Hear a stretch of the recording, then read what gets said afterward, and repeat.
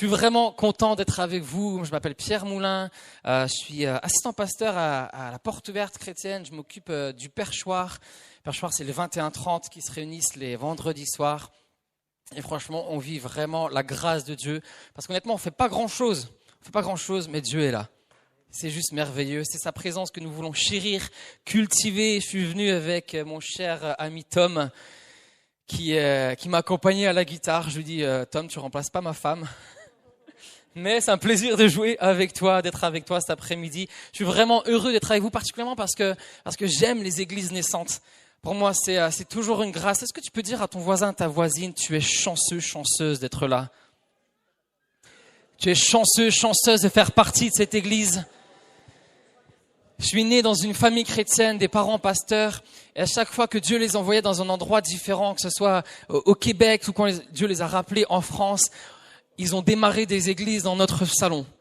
Donc à chaque fois, on se retrouvait avec 2, 3 familles dans le salon, on louait le Seigneur, mon père prêchait, et puis au fur et à mesure, des âmes se sont rajoutées. Et moi, j'aimerais vraiment t'encourager, c'est pour ça que j'ai envie de te dire, tu es chanceux, chanceuse, privilégié, d'être dans une église qui démarre, qui est encore assez balbutiement, je pense, on peut dire. Mehdi ou Jean-Pierre, vous me corrigerez, si c'est faux, et Anne-Cat aussi, tu peux me corriger. Si c'est faux, mais vous êtes aux prémices de l'église, et il y a encore tout à faire. Et je crois que moi, c'est mon père m'a transmis ça, cette âme de bâtisseur. J'aime bien aller dans des endroits qui commencent, qui démarrent, parce qu'il y a tout à faire, il y a tout à construire. Toi qui sais peut-être pas quoi faire, qui sais pas trouver ta place dans les petites églises, il y a tellement de besoins que c'est très facile de trouver sa place. Donc j'aimerais t'encourager. C'est pas le cœur de mon message cet après-midi, mais j'aime vraiment le déposer sur votre cœur. Engagez-vous. Servez, il y a tellement de belles choses à faire, vous allez apprendre tellement de choses sur vous-même, sur l'église, sur la vie de l'église, vos amis, ceux qui sont avec vous, et par-dessus tout, vous allez apprendre ce que vaut le prix d'une âme. Et ça, c'est merveilleux. Parce que dans les petites églises, des fois, nous, parce que je me souviens, des fois, ça a du mal à démarrer. Il y a des personnes qui viennent, qui repartent, on les voit plus trop, mais quand on a un qui s'engage, waouh, tu te bats. Tu te bats dans la prière. Quand il y en a un qui s'engage dans les eaux du baptême, c'est toute la famille qui est heureux, qui saute de joie. T'as l'impression que c'est ton frère qui s'est engagé dans les eaux du baptême. T'es heureux. Et tu apprends dans les petites églises que vaut vraiment le prix d'une âme. Engagez-vous. Il n'y a rien de plus beau que de s'engager dans son église au service du Seigneur et de voir l'église grandir. Amen. Amen. Et aujourd'hui, mon cœur brûle plus que jamais. Je suis engagé avec les 21-30, une génération qui est tellement chère à mon cœur. Et plus que jamais, j'ai envie de voir les jeunes et les moins jeunes découvrir et vivre la vie que Dieu a prévue pour chacun d'entre nous en Christ. La vie qui vaut vraiment la peine d'être vécue. Tellement de personnes, des fois dans un entretien, j'en ai qui me disent, mais j'ai l'impression d'avoir perdu des années de ma vie chrétienne. J'ai vécu une vie tellement galère. Et j'aimerais vous dire, de la part du Seigneur, que Dieu n'est pas venu donner une demi-vie, une petite vie, mais une vie qui vaut la peine d'être vécue. Et on le verra après ensemble, une vie en abondance. Mais il y a 2 choses pour moi qui sont essentielles pour découvrir et vivre cette vie. Il y a mon premier point sur lequel je m'arrêterai, et le deuxième, c'est l'identité et l'intimité. C'est indispensable pour vivre cette vie qui vaut vraiment la peine d'être vécue, que Dieu a prévu pour chacun d'entre nous en Christ. Il faut découvrir son identité et développer son intimité. Retenez bien ça. On va lire ensemble Luc 15, verset 11. C'est une histoire que vous connaissez certainement très très bien. Je vais prendre ma bouteille, elle est là. Ok, Luc 15. Alors c'est un peu long, mais c'est pas grave. Vous avez l'habitude apparemment des longs messages ici à l'église avec Thibaut, donc je peux me permettre de lire un passage complet. C'est un petit tacle gratuit, j'avoue.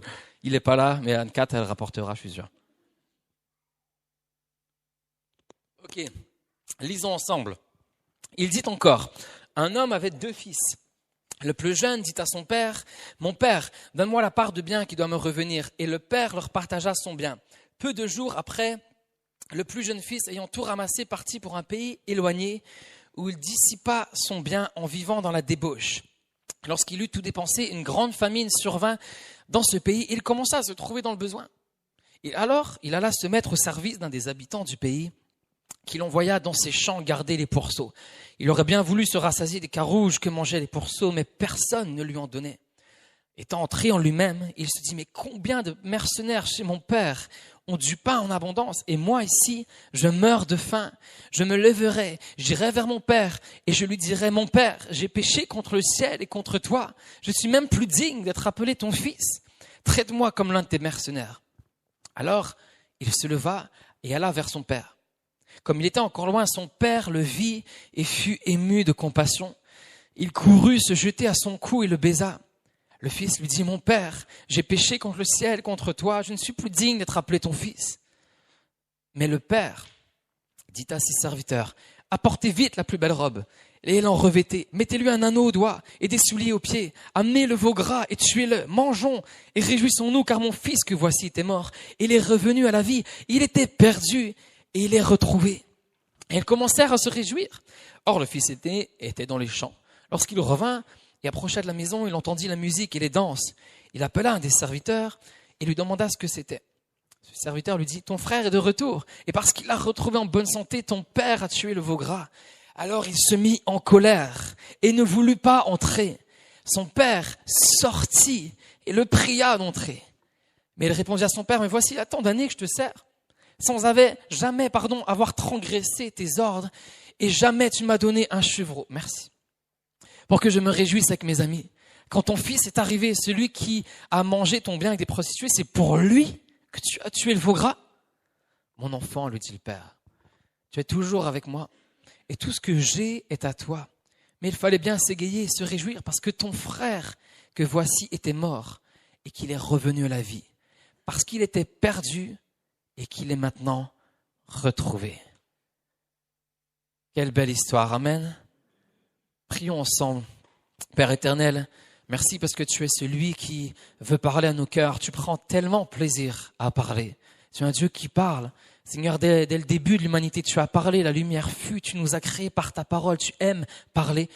Seigneur, merci de parler à chacun de nos cœurs cet après-midi. Père, merci de me donner les mots qu'il faut. Seigneur, que tu puisses parler au travers moi, Seigneur, au travers la bouche, au travers le message, Seigneur, que tu as déposé sur mon cœur. Seigneur, que ça puisse produire de l'effet cet après-midi au nom de Jésus.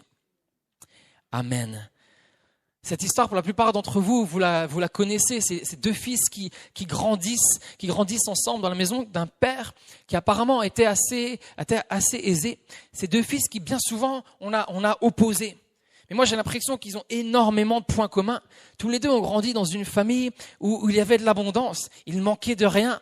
Je pense pas que tout le monde a vécu dans ce genre de famille. Je me souviens quand j'étais petit, mes parents priaient parce que des fois, c'était vraiment la galère. Et Dieu pourvoyait de manière assez extraordinaire. J'ai pas grandi dans une famille comme la leur. Mais il manquait de rien. Ils avaient même des serviteurs pour les servir. L'argent devait être là. Ils devaient pas s'inquiéter du lendemain. Suffisamment à manger. Il ne semblait même pas manquer non plus d'affection. J'ai l'impression que le père était un bon père à leur égard. Mais les deux fils avaient surtout une chose en commun. Ils vivaient avec un esprit d'orphelin. Dans la maison du père, ils étaient orphelins de la connaissance, de l'amour du père pour eux. Alors ils l'ont extériorisé de manière différente. Et c'est souvent là où on les oppose. À juste titre, l'un va partir, dépenser tout son argent, dilapider. Il va récupérer l'héritage du temps du vivant de son père. Il va tout dépenser. Et l'autre va rester à essayer d'obtenir, à essayer de gagner, à essayer de rien transgresser pour ne pas déplaire à son père. Il va faire plein de choses, accomplir plein de choses pour essayer de recevoir l'amour de son père. Il va rester dans la maison, on a lu ensemble, il va rester amer, frustré. Il était orphelin. Le premier fils va partir, va tout dilapider à l'argent qu'il a reçu. Il a certainement fait des choses qui allaient complètement à l'encontre de l'éducation qu'il avait reçue. Je connais pas votre vie.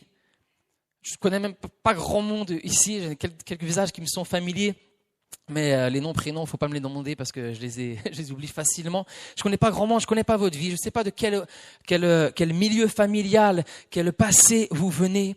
Je sais pas si vous avez eu une enfance facile, peut-être vous avez eu un contexte familial lourd, peut-être un contexte familial pesant, peut-être des parents qui se sont déchirés, des parents qui ont été violents dans leurs mots envers vous, peut-être les uns envers les autres. Vous avez peut-être été dans un contexte familial compliqué.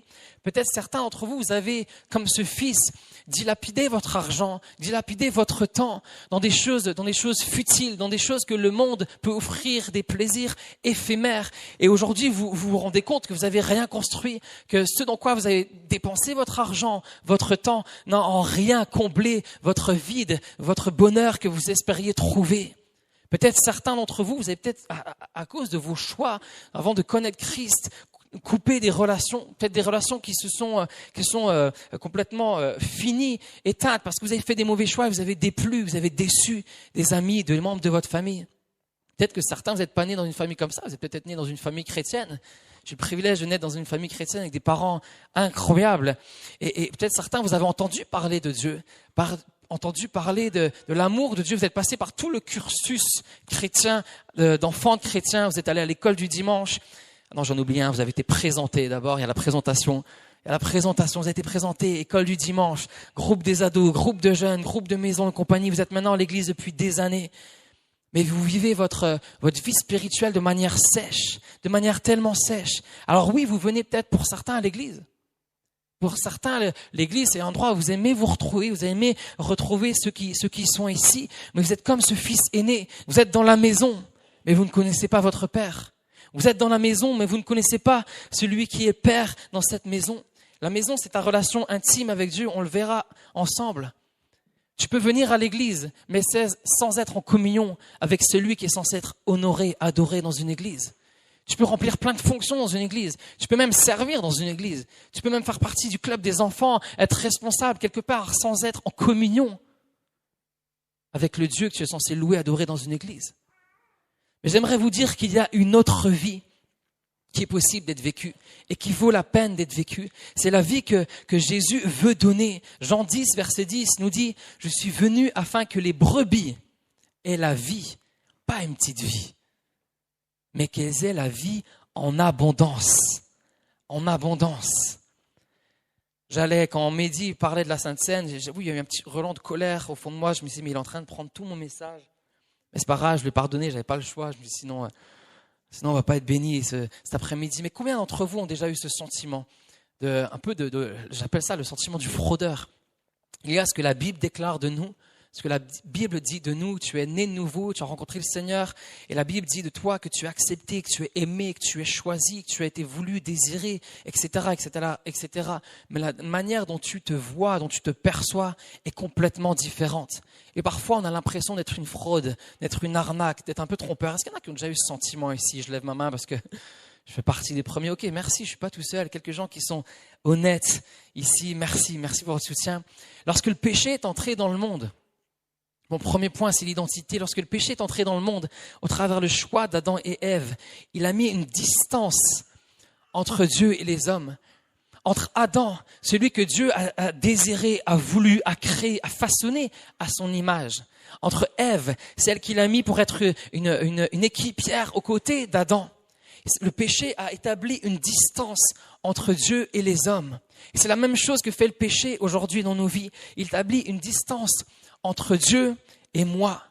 Vous avez remarqué, je ne sais pas si vous connaissez l'histoire pour certains, mais quand Dieu a vu cela, il n'a pas regardé, il n'a pas dit « Adam, qu'as-tu fait ?» Vous savez quelle question il a posée? Où es-tu? Où te caches-tu? Où es-tu? Parce qu'il l'intéressait, ce n'est pas ce qu'il avait fait, mais c'est d'avoir perdu celui qu'il aime. C'est d'avoir remarqué que son fils avait mis une distance de par ses choix entre lui. Où es-tu?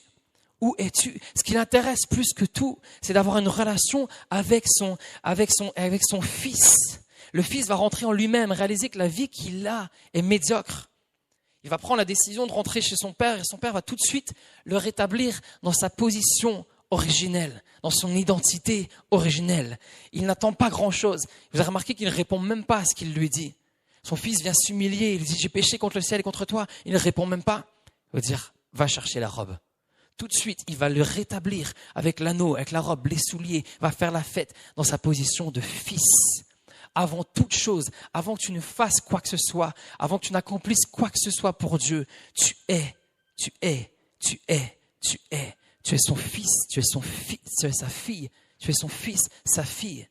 Laissez-moi vous dire qu'à partir du moment où tu changes de direction, tu te repens, comme le Fils qui est rentré en lui-même, tu changes de direction, c'est la même chose qui se produit. Quand tu acceptes Christ dans ta vie, c'est la même chose qui se produit. Tu es rétabli dans une nouvelle identité, tu deviens fils et fille du roi des rois. Waouh! J'avais écrit ici que les gens applaudiraient, se lèveraient. On m'avait dit qu'ils étaient enthousiastes parce que Thibaut est quelqu'un d'enthousiaste et du coup ils ont pris l'ADN de Thibaut. Apparemment c'est pas encore ça, ça va venir. Il y a d'autres endroits où j'ai noté qu'ils allaient se lever. C'est pas grave. Jean 1 verset 12 nous dit, mais à tous ceux qui l'ont reçu, elle a donné le pouvoir, à ceux qui croient en son nom, elle a donné le pouvoir de devenir enfants de Dieu. Elle a donné le droit de devenir enfant de Dieu. À partir du moment où tu crois en Dieu, tu crois en Jésus, ce qu'il a accompli pour toi, tu changes complètement de régime. Tu changes complètement de régime. Tu deviens enfant, fils et fille du roi des rois. Et certains d'entre vous, vous devez l'entendre sur vos vies cet après-midi. Tu es fils et fille du roi des rois. Peu importe si tu l'entends depuis des années, peu importe si tu as 20 ans, 30 ans, 50 ans de vie chrétienne, tu es fils et fille du roi des rois. Tu as été adopté. Il t'a choisi. Il t'a voulu dans sa famille. Éphésiens 1:5 nous dit, nous ayant prédestinés dans son amour à être ses enfants d'adoption par Jésus-Christ, selon le bon plaisir de sa volonté. Il t'a adopté. Il t'a voulu. C'est toi qu'il voulait. C'est toi qu'il cherchait. Dans Matthieu, chapitre 3, verset 17, alors que Jésus sort des eaux du baptême, une voix transperce le ciel. La voix de Dieu qui déclare, celui-ci est mon fils. Jésus n'était pas rentré dans son ministère, il n'avait guéri aucun malade, rien accompli, rien fait. Entre guillemets, pendant 30 ans, je pense qu'il s'est quand même occupé. Vous m'avez compris. Mais le Père s'adresse à lui, il déclare ce fondement tellement puissant. C'est mon fils, c'est ma fille, c'est mon fils. Tu es mon fils, tu es ma fille. Avant de faire quoi que ce soit pour Christ, tu es son fils, tu es sa fille. Certains, vous devez le recevoir dans votre cœur et vous l'approprier. Aujourd'hui, pour adopter un enfant, alors moi, j'ai pas adopté d'enfant, mais je me suis un peu renseigné sur le sujet parce que je trouve que c'est quelque chose de fabuleux, de magnifique. Mais il y a diverses étapes à remplir et ça peut prendre des années. C'est assez conséquent comme démarche, assez lourd. Et l'une de ces étapes consiste à établir, à réfléchir avec son épouse, son époux, parce qu'il faut être un couple marié et avec également les organismes qui s'occupent de cela. Mais on essaie d'établir un projet d'adoption. Et ainsi, tu vas discuter, tu vas discuter sur quel type d'enfant tu veux avoir, quel type d'enfant tu veux adopter, quel type d'enfant tu es prêt à adopter, quel âge, quel sexe, quelle origine, d'où il vient. Est-ce que tu es prêt à accepter que cet enfant ait des dysfonctionnements dans son corps, des handicaps moteurs? Est-ce que tu es prêt, s'il a un handicap moteur, à pousser cet enfant pour le restant de sa vie dans une chaise roulante? Est-ce que tu es prêt à l'accepter même s'il a des troubles nutritifs, des troubles d'élocution? Est-ce que tu es prêt à accepter tout cela? Est-ce que tu es prêt à l'accepter pendant, non seulement au moment où tu l'adoptes, mais pour le restant de sa vie? Et tu discutes de cela. C'est un projet c'est un moment assez délicat souvent qui revient quand les gens qui ont adopté nous parlent de cela et disent mais c'est un moment les plus durs parce qu'on se dit mais si moi j'accepte pas un tel enfant avec son handicap, qui va le faire? Qui va le faire? Si je n'accepte pas un tel enfant avec ses troubles, qui va le faire? Qui va le faire? Laissez-moi vous dire qu'à partir du moment où Dieu t'a choisi, il t'a accepté toi avec tout ton péché, toute ta saleté, toutes tes imperfections, tous tes défauts, tous tes dysfonctionnements, tous tes troubles. Il t'a adopté toi, tel que tu es. Je ne crois pas que Dieu ait adopté un enfant parfait. Le seul enfant parfait qu'il avait, il l'a donné pour toi et moi. Dieu a adopté des enfants imparfaits. Il t'a adopté toi. Il a adopté le brigand à la croix. Il a adopté Moïse qui a tué quelqu'un. Il a adopté un meurtrier. Il a adopté David qui a commis l'adultère. Il t'a adopté toi qui galères depuis des années peut-être dans des addictions, toi qui galères peut-être depuis des années dans la manière dont tu te perçois, certains et certaines depuis des années, vous galérez quand vous vous regardez dans le miroir, vous vous acceptez pas, vous ne vous aimez pas, vous ne tolérez pas, vous regardez, certains vous êtes durs envers vous-même. Il t'a adopté avec ce type de comportement. Il t'a adopté que tu y crois ou pas, qu'il te change, qu'il a transformé ta vie, il t'a adopté. Tu es son fils, tu es sa fille. Certains, vous luttez avec des pensées noires depuis des années. Je suis pas assez fort, je suis pas une épouse assez dévouée, pas un bon époux, etc., etc. Et certains, vous luttez avec des pensées terribles. Il t'a adopté avec ces pensées-là. Il t'a adopté avec ces pensées-là. Il t'a adopté avec ta foi qui défaille. Il t'a adopté même s'il savait que ta foi défaillerait. Il t'a adopté. Tu es son fils, tu es sa fille. Oh Seigneur Jésus, merci. Plusieurs d'entre vous, vous devez entendre ces paroles sur votre vie. Tu es ma fille, tu es mon fils. Quand tu reviens à Christ, il te restaure dans ton identité originelle, celle du fils et fille. Tu es fils et fille du Dieu très haut. Il t'adopte. Et un deuxième point que j'aimerais voir avec lui, il te cache en Christ. Le fils cadet va rentrer certainement que ses vêtements devaient être salis, souillés, peut-être même devait se sentir mauvais. On peut facilement l'imaginer, il a traîné avec des cochons, ils ont été salis, c'est exactement ce que le péché fait dans nos vies. Il nous salit nous, il nous détruit nous, et également ceux qui sont autour de nous. Combien de gens ont péché, et ce sont les enfants qui ont porté les conséquences du péché. Le péché détruit, le péché fait du mal autour de nous. Mais son père, alors que son fils va arriver, va sortir. Et tout de suite, il va faire quoi? Donner une nouvelle robe. Une nouvelle robe. Il va cacher sa saleté. Galates 2, verset 20 nous dit, j'étais crucifié avec Christ. Je croyais que tu allais le prendre, ce verset, mais il dit, j'ai failli t'en vouloir. J'étais crucifié avec Christ, et si je vis, ce n'est plus moi qui vis. C'est Christ qui vit en moi. Si je vis maintenant dans la chair, je vis dans la foi au Fils de Dieu qui m'a aimé et qui s'est livré lui-même pour moi. La personne que j'étais avant d'accepter Christ n'est plus la même que celle que je suis. Parce que celui qui faisait du tort, celui qui faisait du mal, c'est le vieux Pierre, c'est le vieux moi. Moi, j'ai été crucifié à la croix et je remercie le Seigneur de m'avoir pris avec lui à la croix. Il n'a pas seulement pris mon péché, merci d'avoir pris mon péché, mais il a pris ma nature pécheresse. Tout ce qui me poussait à pécher, il l'a pris avec lui à la croix et il l'a détruit complètement. Et je bénis Dieu pour cela. Non seulement il a enlevé mon péché, il m'a lavé de toutes mes iniquités, mais il a détruit la nature pécheresse. J'ai été crucifié avec Christ. Et merci Seigneur. Et si je vis, aujourd'hui, c'est plus moi qui vis, c'est Christ qui vit en moi. Combien de chrétiens aujourd'hui essayent de transformer, de réformer leur vieux moi? Ils passent toute leur vie chrétienne à essayer de corriger certains aspects de leur caractère, au lieu d'embrasser pleinement leur nouvelle identité. Jésus n'est pas venu réformer ton identité. Il n'est même pas venu réformer ton caractère. Il est venu te donner une nouvelle identité. Ce n'est plus toi qui vis, c'est Christ. Voilà ta nouvelle identité. C'est Christ qui vit en toi. C'est Christ qui vit en toi. 2 Corinthiens 5, 17. Il faut que je me calme parce qu'au fond de moi, ça boue. Si quelqu'un est en Christ, il est une nouvelle créature. C'est pas il est une créature changée, transformée, une créature qui a essayé d'être transformée, qui va passer sa vie à changer. Non, c'est fait. Il est une nouvelle créature. C'est un fait. C'est un fait. Si quelqu'un est en Christ, il est une nouvelle créature. C'est acté, c'est décidé, c'est ce que le Père déclare et c'est ce que moi je choisis de croire.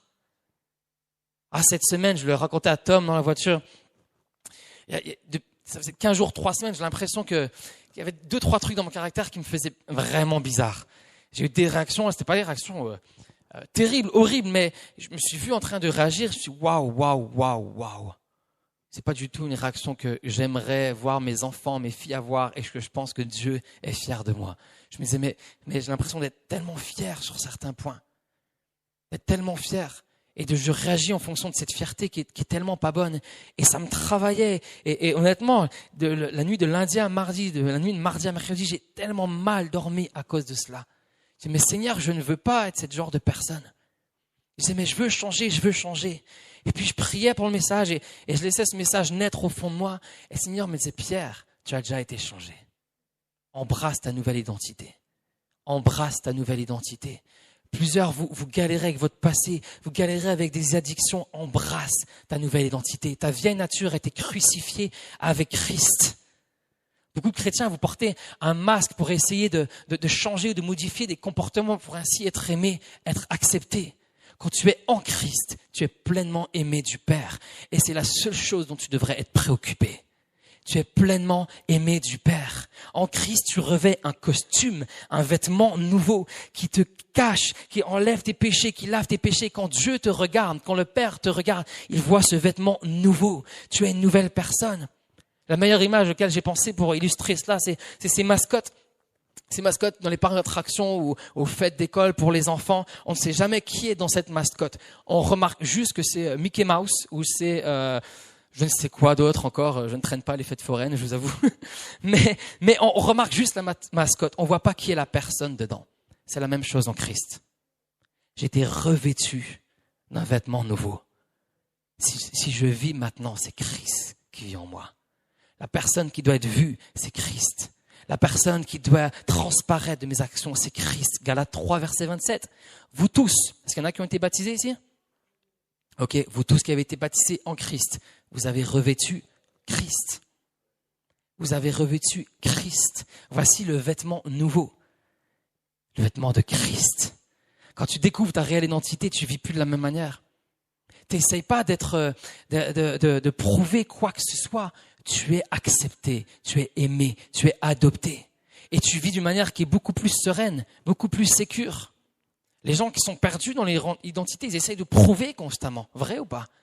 Ils essayent de prouver des choses. Ils essayent de réaliser plein de choses. Avec Christ, tu es pleinement accepté. En Christ, tu es pleinement accepté par le Père. Tu es fils et fille du roi des rois. Ah là là, merci Jésus. Deuxième point, intimité. C'est encore avec moi? Yes, c'est good. Le second fils a passé une partie de sa vie à essayer de mériter l'amour du Père. Il dit qu'il a essayé de ne pas transgresser les lois, les ordres. Il a travaillé dur pour que son Père peut-être le remarque, le voit, ou peut-être c'est ce qu'il pensait certainement plutôt du Père. Combien d'entre nous vivons aujourd'hui encore ainsi? Le Père t'aime profondément, non pas en fonction de ce que tu fais, mais ce que tu es. Tu es son fils, tu es sa fille. Mes filles, je les ai aimées. Première fois que je les ai vues.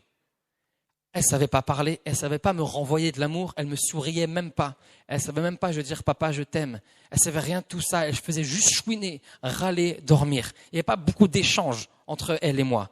Mais je les ai aimées tout de suite. Je les ai pas aimées parce qu'elles m'ont renvoyé de l'amour. Je les ai pas aimées parce qu'elles m'ont fait quelque chose. Je les ai pas aimées parce qu'elles m'ont fait des cadeaux. Aujourd'hui, elles me font des cadeaux qui sont magnifiques d'attention, mais...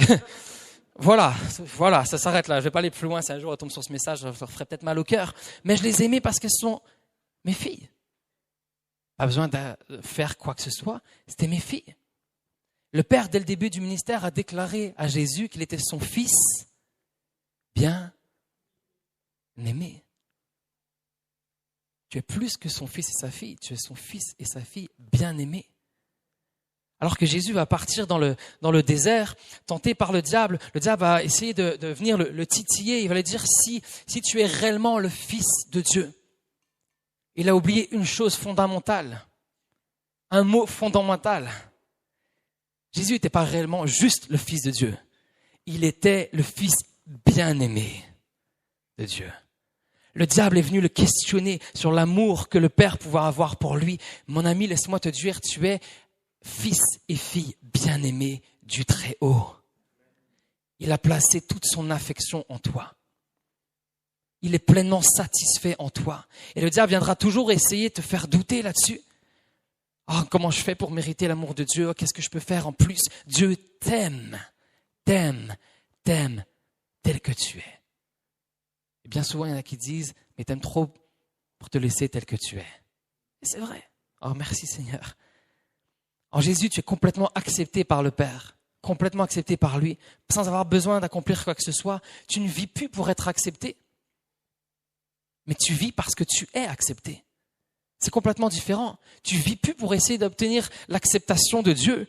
Tu vis parce que tu es accepté. L'évangile, c'est une bonne nouvelle. Pas seulement parce qu'on va passer notre éternité avec Christ là-haut. Combien se réjouissent de cela ici-bas? Yes, mais ça serait qu'une partie de la bonne nouvelle. La bonne nouvelle, c'est que déjà en étant ici-bas, tu peux avoir cette relation avec Dieu. Parce que cette relation avec Dieu, elle n'a pas été restaurée pour l'éternité. À partir du moment où tu vas passer de la mort à la vie, on va dire physique, mais elle a été restaurée maintenant. Tu as accepté Christ dans ta vie, ta relation avec le Père a été restaurée. Le Père a déclaré, tu es ma fille, mon fils bien-aimé en qui j'ai mis toute mon affection parce qu'il a envie d'avoir une relation intime et profonde avec toi. La bonne nouvelle de Christ est complète. C'est pas seulement être sauvé de nos péchés, mais ici-bas, de déjà marcher avec Christ. Je crois que beaucoup de chrétiens, malheureusement, sont nés comme des enfants avec une cuillère en argent dans la bouche. On a eu tous les enseignements. On est passé par tout le parcours chrétien d'enfants d'église. Vous trouvez aujourd'hui des tas et des tas de prédications sur Internet, des tas et des tas de replays de cultes sur Internet. Mais ces cultes, ces replays ne vont jamais remplacer la relation personnelle que tu développes toi dans le lieu secret. Aucun des cultes, aussi parfait, beau soit-il, aucune prédication, aucun verset que tu postes sur Instagram, aucun influenceur que tu suis sur TikTok. Bon, j'en ai perdu un peu là. TikTok, réseau social, bon ok, je fais une petite parenthèse. Non, je rigole, je vous embête vraiment. Aucun de cela va remplacer ta relation intime avec Dieu. C'est ce qui importe le plus pour le Père. C'est de t'avoir sauvé pour que tu puisses passer l'éternité avec lui là-haut. Mais ici-bas déjà, tu développes cette vie avec lui qui vaut la peine d'être vécue. Dieu ne t'a pas créé pour servir. Il t'a créé pour que tu puisses le louer, l'aimer, l'adorer. Le service vient dans la foulée. Je suis tout à fait d'accord avec ça. Mais il t'a aimé, il t'a créé pour t'aimer. Dans Jean 4, il dit qu'il recherche des adorateurs en esprit et en vérité. Il ne recherche pas des exécutants. Je crois qu'honnêtement, il aurait peut-être fallu qu'il crée des robots. À ce moment-là, ça aurait peut-être été plus facile. Mais il a créé des hommes et des femmes avec un cœur, des sentiments, des émotions. Parce que ce que Dieu recherche, c'est une relation intime avec toi. Une relation profonde, intime avec toi. Alors ma question pour toi ce soir, c'est quand est-ce que c'est que la dernière fois tu as entendu Dieu te parler, pas au travers de la bouche d'un serviteur, pas au travers de la bouche d'un pasteur, pas au travers d'un verset que tu as lu vite fait sur les réseaux, mais quand est-ce que c'est que la dernière fois tu as entendu Dieu te parler dans le lieu secret? On fait un sondage? Allez. Non, je rigole. Quand est-ce que c'est que la dernière fois où tu as entendu Dieu te parler dans le lieu secret, où tu as pris du temps à part et tu es venu te mettre à genoux, fermer la porte de ta chambre? Père, me voici. Je veux entendre ta voix. Si je faisais un sondage, quand est-ce que c'est que la dernière fois tu as regardé un culte sur Internet ou tu as écouté une playlist de louanges, je crois qu'il y aurait peut-être plus de monde qui lèverait la main, malheureusement. Dieu est venu restaurer ton identité, mais surtout rétablir cette connexion avec le Père en vivant ici-bas déjà. Déjà. Moi, ce qui m'a frappé en lisant ce passage, c'est que le Père, quand il a vu le Fils, il fut ému de compassion, le Fils cadet qui est revenu vers lui. Il fut ému de compassion. Il a couru vers lui, il l'a rétabli dans son identité. Mais quand le Fils aîné ne voulut pas rentrer, le Père est également sorti. Il est également sorti. Il l'a prié. Le verset nous dit, il pria. C'est le mot parakaleo. Il insista, c'est-à-dire qu'il l'encouragea. Il le supplia pour qu'il rentre. C'est le désir ultime de Dieu, c'est d'avoir cette relation avec toi. Voici le cœur du Père. Et je crois pouvoir entendre le cœur du Père ce soir encore dire, mais reviens mon fils, ma fille, reviens à la maison. J'attends pas de toi que tu accomplisses plein de choses pour moi. J'attends que tu reviennes et tu repasses du temps avec moi. Viens, reviens en communion avec moi. Viens apprendre à écouter ma voix. Viens, je t'ai béni de toutes sortes de bénédictions spirituelles. Viens vivre cette vie qui vaut la peine d'être vécue. Viens reconnecter avec moi. Viens dans ma présence. Viens découvrir qui tu es réellement. Viens découvrir qui je suis réellement. Mais viens, je t'invite et viens, je continuerai à t'inviter encore et encore parce que le Père est sorti et il insista pour que son fils aîné rentre. Il ne cherche pas à avoir un fils qui exécute plein de choses, qui fasse plein de choses. Il veut des fils et des filles qui aiment passer du temps avec lui. Quand est-ce que c'est que la dernière fois tu as entendu Dieu te parler dans le lieu secret? C'est ce qu'il veut plus que tout. On ne sait pas ce que le frère a décidé. On ne sait pas s'il est rentré ou pas. On sait juste que le Père a insisté. Et aujourd'hui, encore et encore, pour la plupart d'entre vous, vous êtes baptisés, passés par les eaux du baptême. Il vous a attiré à lui par des cordages d'amour. Vous êtes passés de la mort à la vie. Mais encore aujourd'hui, il veut t'attirer à lui par des cordages d'amour. Viens dans ma présence. Viens passer du temps avec moi. Encore aujourd'hui, il insiste, il te supplie, viens dans ma présence, viens dans ma maison. J'ai pas envie d'avoir un fils et une fille qui me sert. J'ai envie d'avoir un fils et une fille qui me connaissent, qui ont une relation avec moi. Est-ce que vous pouvez entendre ce soir le puissant viens de Jésus? Viens. Le même viens que Jésus a dit à Pierre quand Pierre était dans cette barque de confort avec les disciples alors que la tempête était là, faisait rage. Jésus a dit viens Pierre. Pierre est sorti de sa barque, sa zone de confort, ce qu'il maîtrisait. Est-ce que la plupart des gens vivent, la plupart des chrétiens vivent, ils se contentent d'être dans une barque, ils les promènent tantôt à droite, tantôt à gauche. Mais la vie qui vaut la peine d'être vécue est en marchant sur l'eau. Où était Jésus dans la barque? Non, sur l'eau. Viens près de moi. Viens dans ma présence. Marche sur l'eau. Marche sur l'eau. Viens vivre cette vie qui vaut la peine d'être vécue. Dans ma présence, tu découvriras ton identité. Dans ma présence, tu découvriras qui je suis. Mais dans ma présence, on va s'aimer. Tu vas apprendre à m'aimer. Et bien sûr, de cela va découler l'envie de le servir. Mais viens dans ma présence. Oh Jésus, merci. Quand tu réalises à quel point tu es aimé, tu ne cherches plus à obtenir cet amour-là. Tu sais que tu es aimé. Peu importe ce que tu fais ou pas, tu es aimé. Certains, vous avez vécu d'une manière tellement fatigante. Tu essayes de prouver, d'obtenir l'amour de Dieu et c'est fatigant. C'est fatigant, mais quand tu sais que tu as été adopté, tu as été choisi, tu as été revêtu d'un vêtement nouveau, etc., etc. Lisez Éphésiens 1, c'est incroyable. Lisez l'évangile de Jean, c'est incroyable. Mais quand tu sais cela, tu ne cherches plus à prouver ou à gagner quoi que ce soit. Tu cherches juste à être avec ton Père qui t'a tant aimé. C'est tout. Et de là vient le service. Et de là vient le fait d'aimer les autres, d'aimer ceux qui nous entourent, d'aimer nos voisins, d'aimer ceux qui sont dans notre rue. De là vient de tout le reste. Mais le plus important, c'est ta relation, ton intimité que tu développes avec Christ. Ah, Jésus. On voit tout au long de la vie de Jésus cette intimité qui est tellement présente.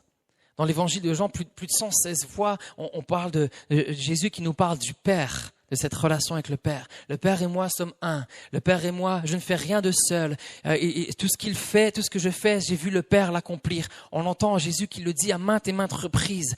Jésus qui se met à part. Alors que la foule le suit, la foule le presse, qu'il veut plus de miracles, plus de ci, plus de ça, plus de bénédictions. Jésus se met à part avec son Père. Ah, nous, on court après les réunions. On court après les grands orateurs. On court après les gens qui savent prier pour les malades. Les malades sont guéris. On court après les paroles de connaissance.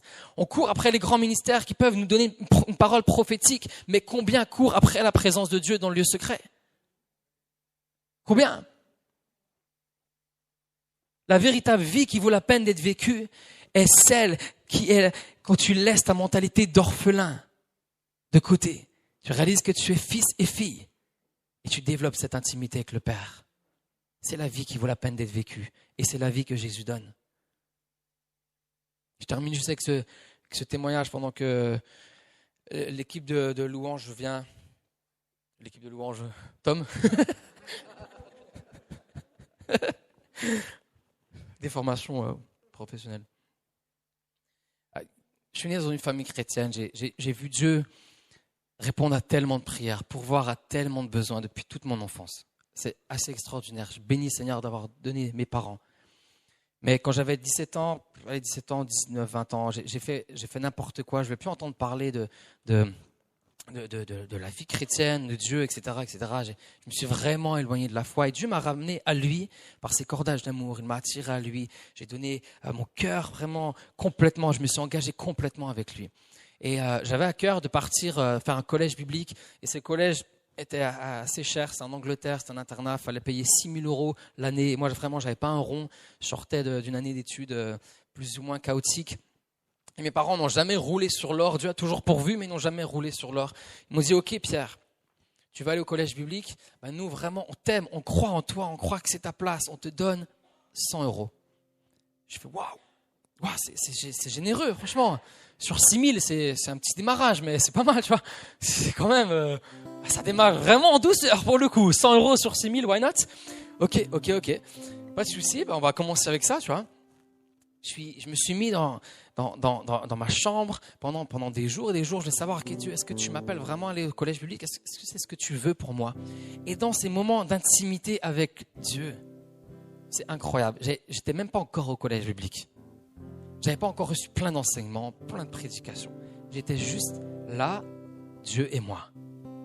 Dieu me parlait. Je remplissais des carnets de promesses.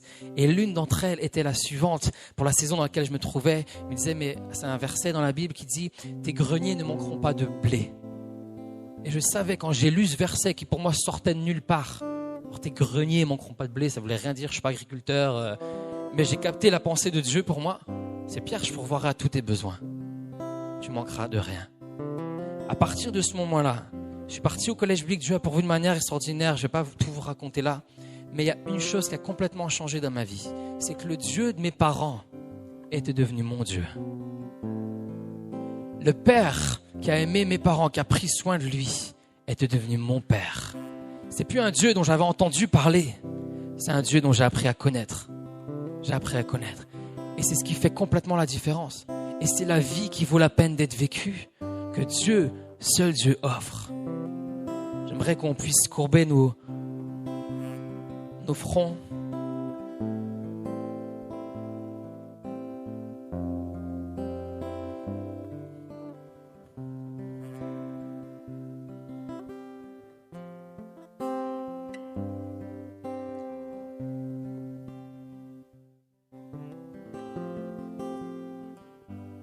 Pas terminer ce message, terminer ce moment sans laisser l'opportunité à quelqu'un. Peut-être tu es là pour une des premières fois.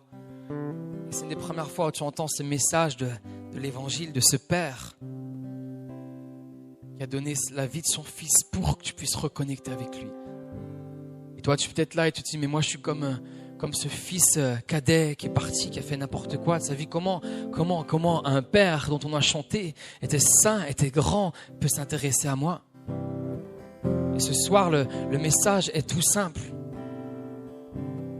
Il court vers toi, il t'attire à lui. Est-ce que toi, tu es prêt? Est-ce que toi, tu es prêt à l'accepter? Et je ne peux pas terminer sans laisser l'opportunité à quelqu'un. Si tu es là et que tu te dis, mais moi je sais que je n'ai pas donné ma vie à ce Dieu qui m'a aimé, je n'ai pas donné ma vie à ce Père qui m'a aimé, j'aimerais juste te laisser l'opportunité de le faire alors que les têtes sont courbées, que les yeux sont fermés. J'aimerais juste t'inviter à lever ta main là où tu es, à ta place. Si tu dis, mais moi je veux donner ma vie à Christ. Moi, je veux donner ma vie à Dieu. Je veux lui remettre ce que je suis. Alors que les fronts sont courbés, c'est entre toi et Dieu. Les yeux sont fermés. Si tu es là et tu as envie de donner ta vie à Dieu, dire Père, Dieu, me voici, prends ma vie. J'avais juste à lever ta main. Des mains se lèvent. Des mains se lèvent.